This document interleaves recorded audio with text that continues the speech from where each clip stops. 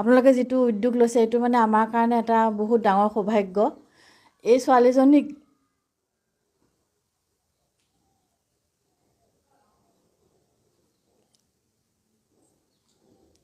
মই অলপ আৱেগিক হৈ যাওঁগৈ বহুত কষ্টৰ পাছতহে মই আজি এইখিনি পাইছোঁ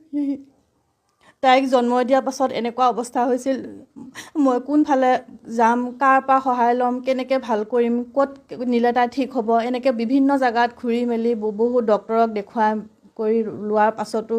তাৰপাছত দেখা পালোঁ যে নাই তাই তেনেকৈ কোনো ইম্প্ৰুভ নহয় নৰ্মেল ল'ৰা ছোৱালীৰ দৰে কথা ক'ব নোৱাৰে কোনোবাই যদি কেতিয়াবা সোধে যে তাই কথা ক'ব পাৰিছেনে এনেকৈ কোৱাৰ লগে লগে হয়তো মোৰ মানে বুকু ফাটি যায় যিহেতুকে মা এটা বাচ্চা বা মা শব্দটো শুনিবৰ কাৰণে চবে বহুত আকুল হৈ থাকে সেই শব্দটো যেতিয়া মই শুনা নাছিলোঁ তেতিয়া হয়তো মানে মই কেনেকুৱা হৈছিল কেতিয়াবা ভাবিছিলোঁ যে আমি দুইজনী নাইকিয়া হৈ গ'লেই ভাল জীয়াই থকা মানে আশাই প্ৰায় বাদ দিছিলোঁ তাৰপাছত বহুত বেলেগ মানুহে মোক বুজাইছিলে যে নহয় তুমি তাইক কিবা থেৰাপি দিয়া স্পীচ থেৰাপি দিয়া এনেকৈ ডক্টৰৰ ওচৰলৈ নিয়া বিভিন্ন জেগালৈ তেনেকৈ নি মেলি দেখুৱাৰ পাছত অলপ তাইক থেৰাপি দিছিলোঁ সৰুতে কিন্তু যিটো বস্তু মই এটা মানে প্ৰেক্টিকেলি মোৰ জীৱনত মই এটা অনুভৱ মানে কৰি আজি মানে পাৰ কৰিছোঁ এইখিনি দিন আৰু যে যিটো বস্তু ভগৱানে জন্মতে নিদিয়ে সেই বস্তুটো পাছত পাবলৈ বহুত কঠিন সেইকাৰণে তাইও মানে নৰ্মেল ল'ৰা ছোৱালীৰ দৰে কথা কোৱা সেই বস্তুটো যেতিয়া নাহিল মই লাহে সেইটো বাদ দি তাইক মই নিজে মানে পঢ়াবৰ কাৰণে ঘৰত অলপ যত্ন কৰিলোঁ আৰু ইয়াৰ লগতে মই আৰু এটা কথা কওঁ মোৰ হাজবেণ্ডটো এজন তেখেত ডেফ মানুহ তেওঁ ডেফ এণ্ড ডাম তাৰপাছত মই তেখেতৰ লগত বিয়া হোৱাৰ কাৰণে ধৰি লওক মই তেখেতৰ পৰা কিছু চাইন লেংগুৱেজ মই শিকিব লগা হৈছিল সেইখিনি শিকাৰ পাছত যেতিয়া তাইৰো তেনেকুৱা একেই অৱস্থা হ'ল লাহে মই তেতিয়া মানে তাইক 3 বছৰ বয়সৰ পৰা মানে তাইক চাইন লেংগুৱেজতে অলপ অ আ ক খ বিলাক শিকাবলৈ ল'লোঁ তেনেকৈ শিকাৰ পাছত দেখা পালোঁ যে এখনতো স্কুলত নিদিলেতো কোনো পধ্যে তাই মানে স্কুলিংটো নহ'ব মানে তাই শিক্ষাগত সেই সুবিধাটো নহয় একাডেমিকটো কেৰিয়াৰটো নাহিব সেইকাৰণে মই এখন দুখন স্কুলত খবৰ ল'লোঁ যে মোৰ এজনী ছোৱালী আছে তাইৰ বয়স তেতিয়া 3 বছৰ হোৱা নাই 2 বছৰ 9 মাহমান যে মোৰ এজনী ছোৱালী এনেকুৱা তাই কথা ক'ব নোৱাৰে তাই শুনাও নাপায় যে আপোনালোকে তাইক এডমিশ্যন দিবনে ছাৰ এনেকৈ মানে মই সুধিলোঁগৈ তাৰপিছত এখন দুখন স্কুলে তেওঁলোকৰ নিজৰ অসুবিধাবিলাক ক'লে যে নহয় তেওঁলোকৰতো স্পেচিয়েল স্কুল আছে তাতে আপুনি দি দিয়ক তাৰপাছত মই দেখা পালোঁ স্পেচিয়েল স্কুলবিলাকত দিব লগা হ'লে ঘৰৰ পৰা দূৰ হয় আমি একদম ছিংগল ফেমিলি কোনো নাই এওঁ অকলশৰীয়া হৈ যায় তাৰপাছত মই নিজকে মানে থিৰাং কৰিলোঁ যে নহয় মই এখন নৰ্মেল স্কুলতে তাইক দি পেলাই মই মানে নৰ্মেল ল'ৰা ছোৱালীৰ নিচিনাকৈ তাইক শিকাবলৈ মানে চেষ্টা কৰোঁ তাৰপাছত তেনেকৈ ইয়াত এখন পাব্লিক লাইব্ৰেৰী এটা আছিল তাত এখন মডেল স্কুল আছিল তাই প্ৰথম স্কুলিং আৰম্ভ সেই মডেল স্কুলত তাত আছিলে সুৰেন্দ্ৰ চক্ৰৱৰ্তী ছাৰ তেখেত বৰ্তমান নাই ঢুকাইছে আৰু লক্ষীকান্ত ৰায় তেখেত আছিল সেই স্কুলৰ প্ৰেছিডেণ্ট তাৰপিছত সেই ছাৰ দুজনক মানে মই লগ কৰি পেলাই তাইক ইয়াতে এডমিশ্যনটো দিলোঁ এডমিশ্যন দিয়াৰ পাছত তাই ক্লাছটো আৰম্ভ হৈছে কিন্তু তাই তেতিয়া একেবাৰে সৰু বুজি নাপায় এবছৰ মই তাইৰ লগতে বহি থাকি স্কুলতে তাইক অলপ মানে এলফাবেটখিনি আৰু নাম্বাৰখিনি শিকাই তেনেকৈ অকণমান লাহে হাতত ধৰি লিখিবলৈ শিকায় তেনেকৈ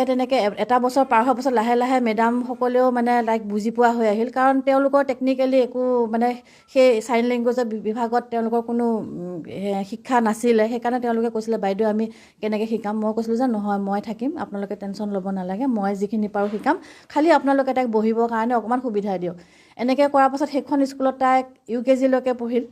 তাৰপাছত ক্লাছ 1 তাই পঢ়িল এখন ব্ৰাইট ষ্টাৰ ইংলিছ মিডিয়াম বুলি স্কুল বঙাইগাঁৱৰ এখন স্কুল তাত গৌৰী সেন মিছ আছিলে হেড মিছ আছিলে তেখেতৰ সহযোগিতাত তাই তাতে ক্লাছ 10লৈকে পঢ়িল তাৰপাছত ক্লাছ 10 তাই পাছ কৰাৰ পাছত তাই কন্যা মহাবিদ্যালয়ত এডমিশ্যন দিয়া গ'ল আমাৰ বঙাইগাঁৱৰ যিখন বিজৰা কন্যা মহাবিদ্যালয় তাই তাত হাই ছেকেণ্ডেৰী পাছ কৰিল হাই ছেকেণ্ডেৰী পাছ কৰাৰ পাছত তাই এণ্ট্ৰেঞ্চ দিছিলে পলিটেকনিকৰ কাৰণে ইফালে তাইক ডিগ্ৰীটো এডমিশ্যন দিয়া হৈছিল কিন্তু পলিত যেতিয়া তাই এণ্ট্ৰেঞ্চটো ভাল হ'ল তেতিয়া তাইক মানে পলিটেকনিকেল ছাইডটোলৈকে মানে আমি লৈ গ'লোঁ লোৱাৰ পাছত তাই স্কুল বা কলেজতে হওক যিসকল তাই মানে শিক্ষক আৰু যিবিলাক তাইৰ ফ্ৰেণ্ড মানে বন্ধু বান্ধৱী আছিল তেওঁলোকৰ যিটো মানে সহায় সহযোগিতা সেইটো আৰু মানে মই কেতিয়াও সেইটো কৈ শেষ কৰিব নোৱাৰোঁ তেওঁলোকলৈ সেইকাৰণে মোৰ বহুত মানে অশেষ ধন্যবাদ থাকিল কাৰণ তেওঁলোকে যদি তাইক সহায় নকৰিলে হয় পঢ়াখিনি তাই নিজে কৰিব লগা হৈছে কিন্তু যিখিনি স্কুলৰ মানে টিচিং সেইখিনি বস্তু তাই তেওঁলোকৰ লগত মানে অলপ লিখি মেলি হওক বা চাইন লেংগুৱেজতে হওক তেনেকৈ কথা বতৰা পাতি সেইখিনি শিকি লৈ তাই যিখিনি মানে পঢ়িছিল তাই নিজে পঢ়িছিল সেইকাৰণে মানে তাই তেনেকৈ যুদ্ধ কৰি কৰি এই পলিটো তাই কমপ্লিট হ'ল হোৱাৰ পাছত তাই কেইটামান তাই কম্পিটিটিভ এক্সামৰ কাৰণে পঢ়িবলৈ ল'লে এইবোৰ পৰীক্ষাৰ কাৰণেতো আপোনালোকে সকলোৱে জানে যে এইবিলাকৰ কাৰণে আকৌ সুকীয়াকৈ মানে তেওঁলোকে কোচিং ক্লাছবিলাক ল'ব লাগে কিন্তু তাই কোচিং তেনেকৈ ল'বলৈ পৰা নাছিলে কাৰণ তাইতো কাণেদি নুশুনে বেলেগে ক্লাছ কৰিলে তাই শুনিবলৈ অসুবিধা তেনেকৈ অনলাইন কোচিংবিলাক তাই কৰিব পৰা নাছিলে তাৰপিছত কিতাপ পত্ৰবিলাক কিনি আনি দিছিলোঁ বিভিন্ন ধৰণৰ কিতাপ পত্ৰ ঘৰতে আমি তেনেকৈ কিছু মই চাই দিছিলোঁ তাৰপিছত আৰু